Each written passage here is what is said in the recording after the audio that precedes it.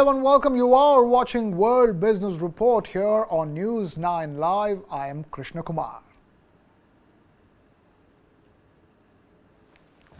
He served as the National Security Advisor and Secretary of State under two U.S. presidents. The Vietnam War as well as the Watergate scandal happened under his watch when he was serving President Nixon. He was awarded the Nobel Prize for Peace in the year 1973.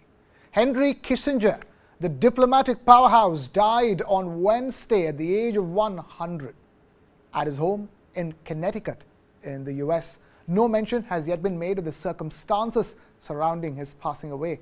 Kissinger had been active past his centenary as well, attending meetings at the White House, publishing a book on leadership styles, and testifying before a Senate committee about the nuclear threat posed by North Korea. In July 2023, he made a surprise visit to Beijing to meet China's President Xi Jinping.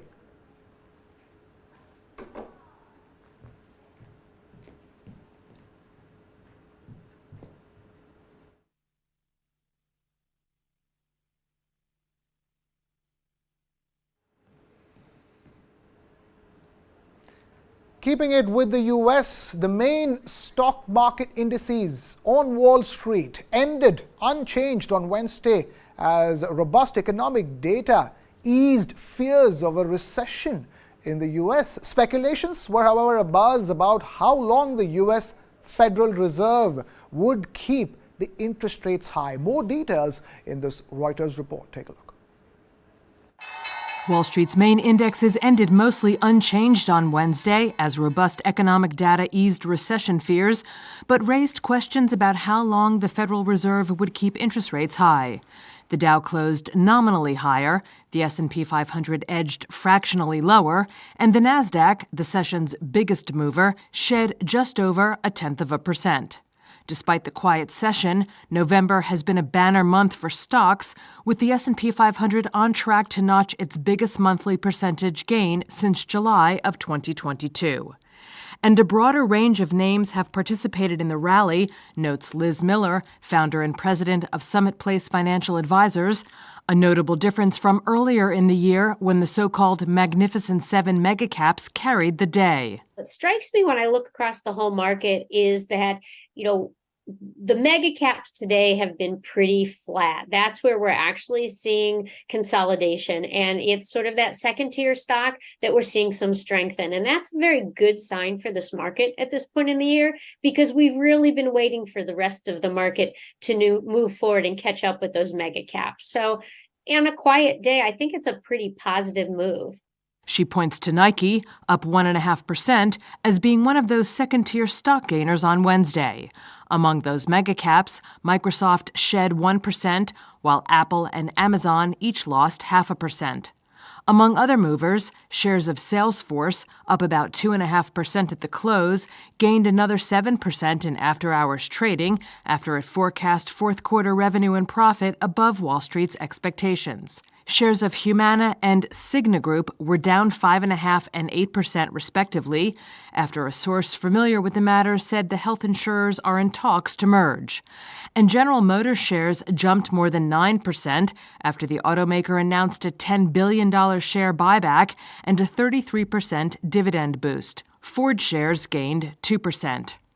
Earlier in the session, the Commerce Department revised an already strong initial estimate on third-quarter GDP from 4.9% upward to 5.2%, which underscored U.S. economic resilience, but also appeared to give the Fed little reason to start cutting interest rates in the near future, as long as inflation remains above the central bank's 2% target. Investors now turn to Thursday's crucial personal consumption expenditure inflation report for more clues about the future path of the Fed's monetary policy. Now, there is never a dull moment in the world of artificial intelligence. On one hand, OpenAI's staff warned the company's board of a breakthrough in technology that could potentially endanger humanity. And elsewhere, Russia's President Vladimir Putin has said that the West cannot be allowed a monopoly on AI or artificial intelligence. Take a look at this. From an extinction warning for humans to what Vladimir Putin thinks about artificial intelligence, this is Generation AI. OpenAI staff warned the company's board of a breakthrough in tech that could endanger humanity. That's according to Reuters sources. Details of the warning remain unknown, but it was reportedly a key development ahead of boss Sam Altman's brief ousting from the company. Vladimir Putin says the West can't be allowed a monopoly on AI. The Russian president says his country must massively scale up its supercomputing capacity and said a new national AI strategy would soon be agreed. But observers say Moscow is hindered by sanctions and an outflow of tech talent following the conflict in Ukraine. NVIDIA appears to have delayed the launch of new AI chips for China. They're supposed to get around US controls on the exports of the most cutting-edge silicon. But Reuters sources say the products are delayed, potentially creating an opportunity for Chinese rivals like Huawei. Amazon has unveiled its own chip aimed at cloud computing applications. It's designed to train AI systems and is said to be 4 times faster than an earlier version. The move steps up rivalry with Microsoft, which unveiled its own custom silicon just weeks ago. The US, UK, and more than a dozen other countries unveiled a plan to keep AI safe from rogue actors. Critics say the agreement isn't binding, and is full of general recommendations like keeping AI safe from abuse. But US regulators say it's important that so many nations have committed to putting safety first.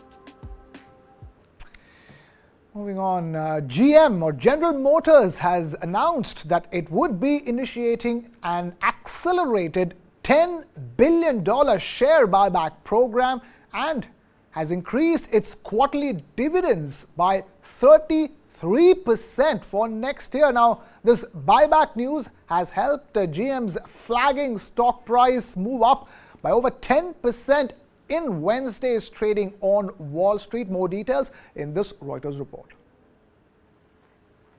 General Motors is giving more money back to its shareholders as it looks to gain back Wall Street's confidence. The automaker on Wednesday announced it would initiate an accelerated $10 billion share buyback program and increase its quarterly dividend by 33% next year. News of the buybacks helped boost GM's flagging stock price 10% in Wednesday morning trading. All this comes as GM now faces the aftermath of a months-long strike at the Detroit 3 automakers by members of the United Auto Workers Union.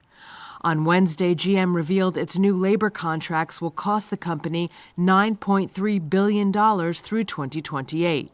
To help finance the buybacks, GM will cut spending at both its electric vehicle unit, which has been plagued by production problems, and at its fledgling Cruise self-driving taxi service, which has suspended all testing after a crash in California last month.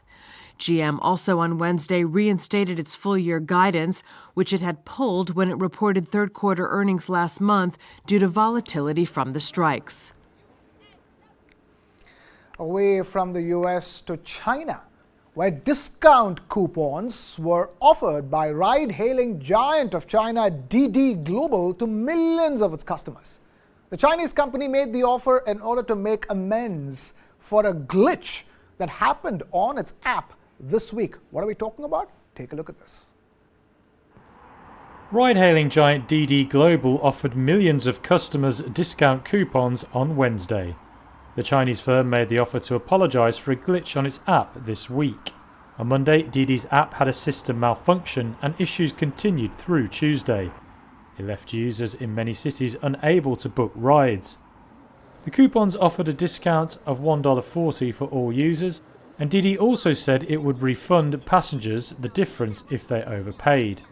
The company didn't immediately respond to a request for comment on how many users will be eligible for the coupon. DiDi has 587 million users worldwide, most of them in China. According to its latest results, DiDi's China service recorded 31.3 million daily transactions during the third quarter. It blamed this week's disruption on an underlying system software failure and not a cyber attack. It also said its services were fully restored. The company's discount gained mixed reactions on Chinese social media. Some users said they were having issues claiming the coupon, while others criticised the coupon's use-by date of December 2nd. In Europe, inflation has eased in Germany to its lowest level in around 2.5 years for the month of November. Data has showed that inflation in Germany is down to just 2.3%, which was the lowest since June 2021. German inflation eased to its lowest level in around 2.5 years in November. Data showed Wednesday it fell to 2.3%, better than analysts projected, and the lowest since June 2021. Germany's Statistics Office said lower energy prices were a key factor, which saw a 4.5% year-on-year drop. In addition, food prices rose 5.5%, less than the 6.1% increase seen the previous month.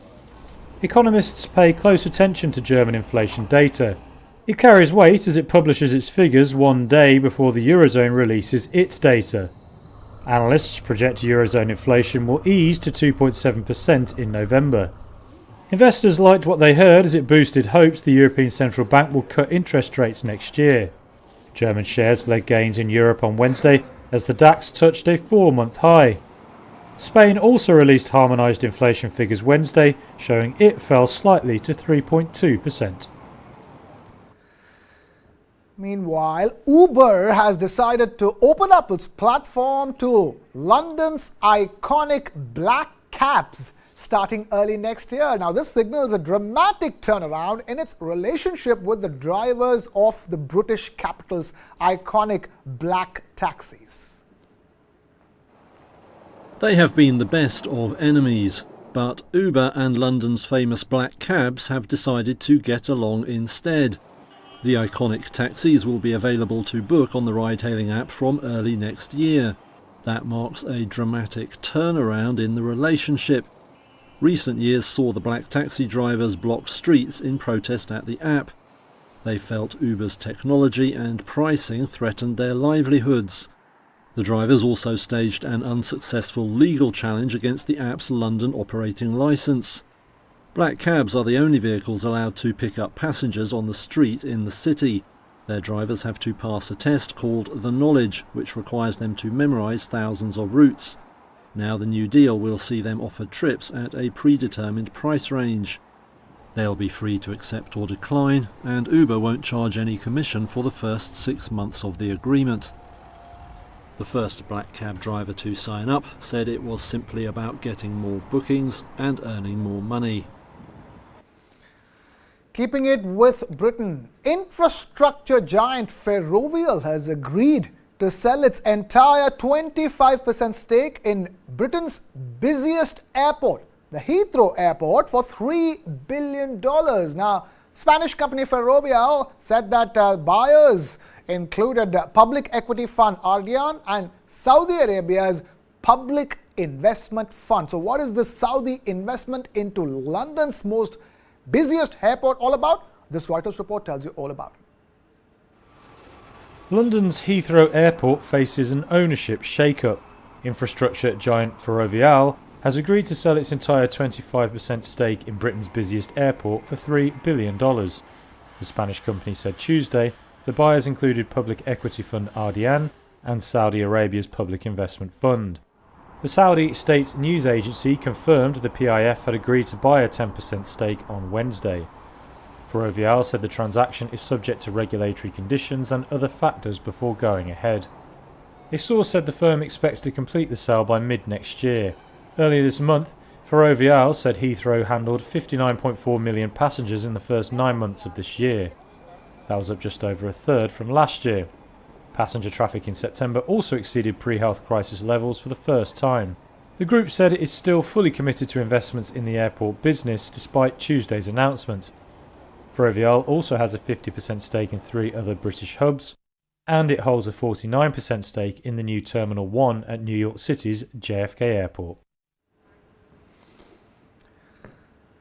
Retail giant Walmart is now reducing its reliance on China, and it's importing more and more goods into the United States from India as it is looking to cut costs and diversify its supply chain. The world's largest retailer shipped 1/4 of its US imports from India between the months of January and August this year. And that's according to the bill of landing figures shared by Reuters from Yeti. That compared with just 2% in the year 2018. The data shows that only 60% of its shipments came from China between January and August 2023 this year, down from 80% in 2018. What is important to note here is that China is still Walmart's biggest country for importing goods. What's also important to note at this stage is that stature of China is reduced significantly with this big shift by the world's largest retailer to India. Away from all of that to the world of entertainment, where singer, songwriter and actor Dove Cameron is breaking away from her Disney star persona. She's busy putting a new version of herself with Alchemical Volume 1, which is the first part of her debut studio album, which is all set to release on the 1st of December. Take a look. I think that there's a certain freedom to just like constantly allowing yourself to evolve.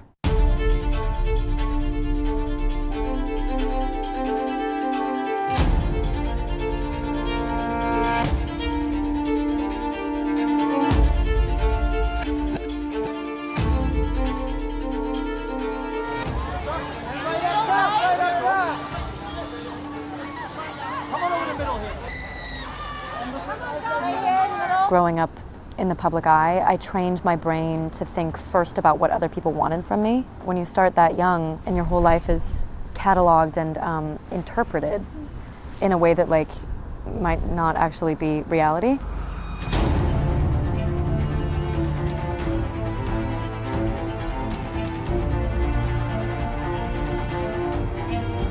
I sort of came on the scene with a queer song. And that sort of colored my music experience immediately, because it was like, oh, okay, so I can really just write whatever I want. Still, obviously, there's actually quite a lot of negativity around it, but I think when it's for yourself, you can't find issue with that.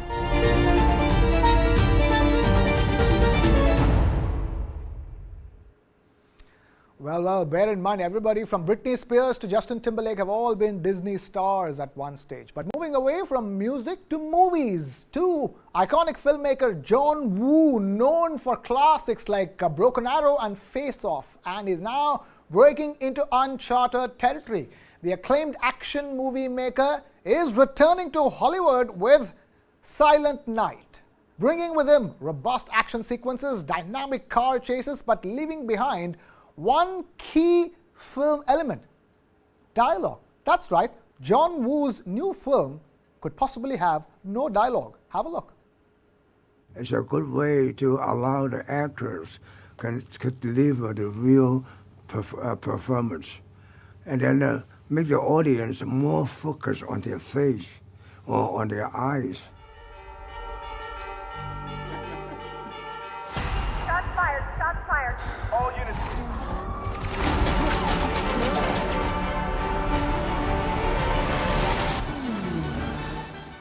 The only method I have of telling the story is through my eyes and these little, twitches and facial muscles that, they only move when you're basically thinking or feeling, like how I'm telling the stories. I think sometimes the actions can express more. You can, using the action, through the action, can show the anger or something, and the love or the hate, to forgive and everything, even the redemption or something, and you can speak them more through the actions.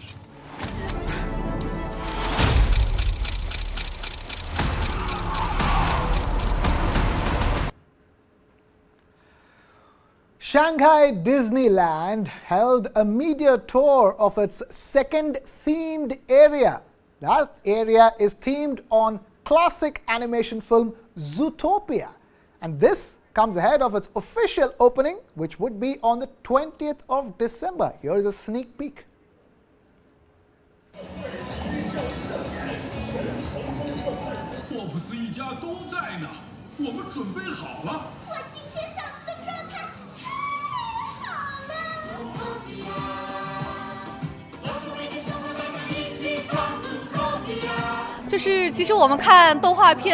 We watched this animation Zootopia and were so excited to see if there was such a place for us to play in reality.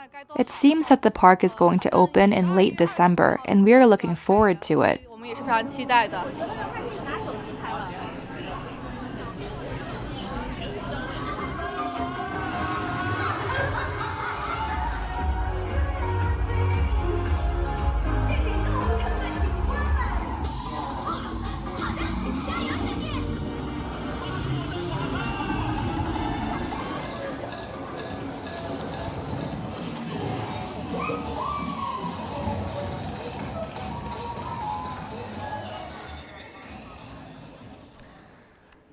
Walt Disney's chief executive, Bob Iger, has said that he would, quote-unquote, definitely step down when his current contract ends in 2026. Now, he has also confirmed that ABC Network was not up for sale.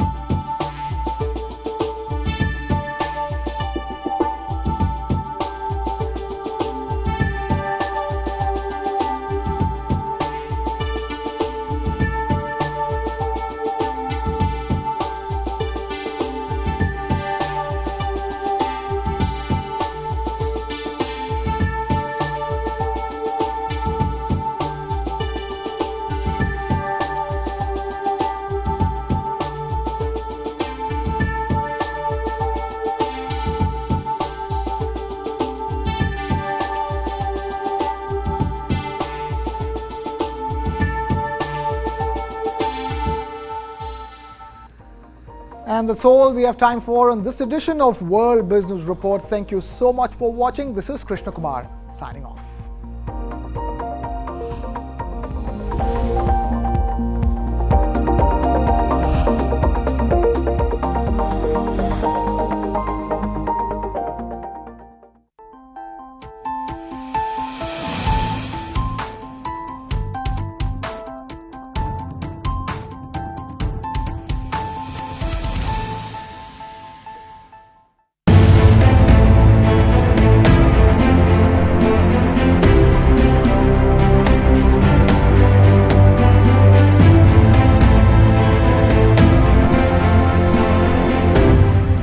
News 9 big coverage of 5 assembly polls. Mandate 2023.